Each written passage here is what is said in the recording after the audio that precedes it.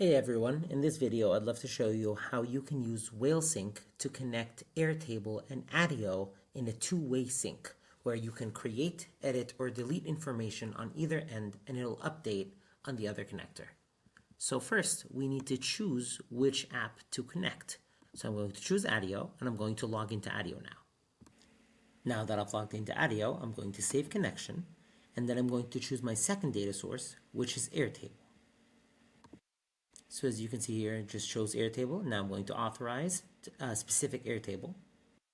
And for Airtable here, we need an Airtable base sharing link. So I can just go into Airtable, click the share button, share publicly, and that generates the link that I need for Whalesync. Now that I've connected Airtable, I'm going to save connection, and that takes us to our next step, which is table mapping. So I'm going to click on table mapping. And here I'm going to choose which tables I want to map. So there are some suggestions here given that the table names match. I'm going to click on companies and I'm going to create table mapping. Now Whalesync is going to automatically analyze fields that share the same name and suggest them to be mapped automatically.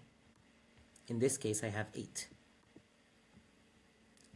Here we can see that the team field references another table, which is people.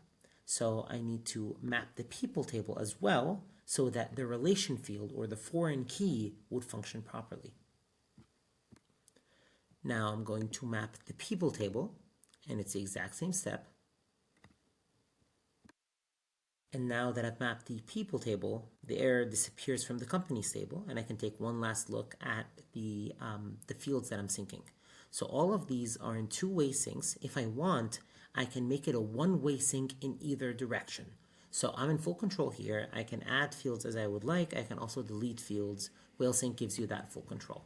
Then I'm going to click Save and Exit. And now that we've mapped our tables, it's time to prepare the initial sync.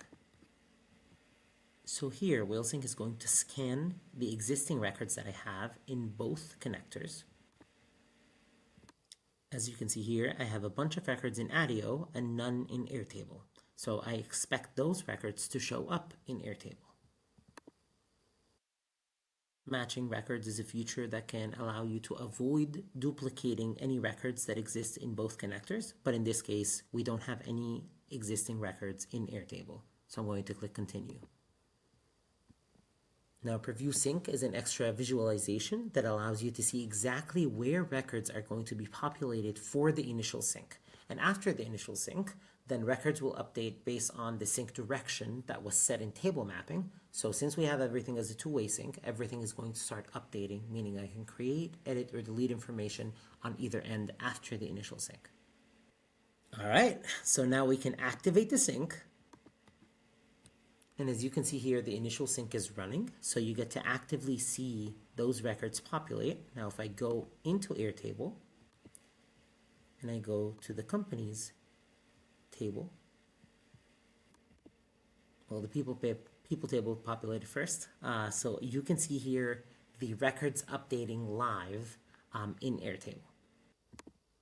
All right, so now that records have populated, this took under a minute, in both tables, now I can start to edit, delete, or change information, and then it'll populate in Attio.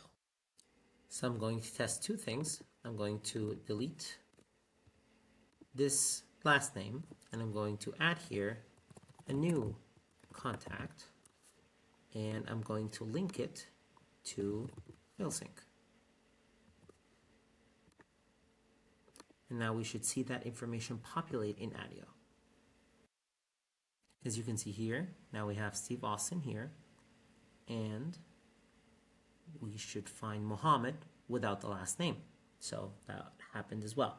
Now I'm going to delete Joel Shetler. I'm going to delete this record to show that it'll delete as well in Airtable.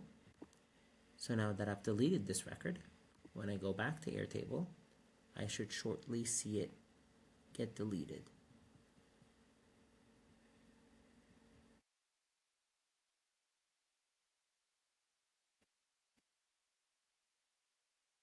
Yep, here we go.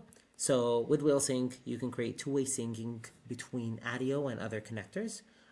So yeah, feel free to send any questions to the support team and enjoy.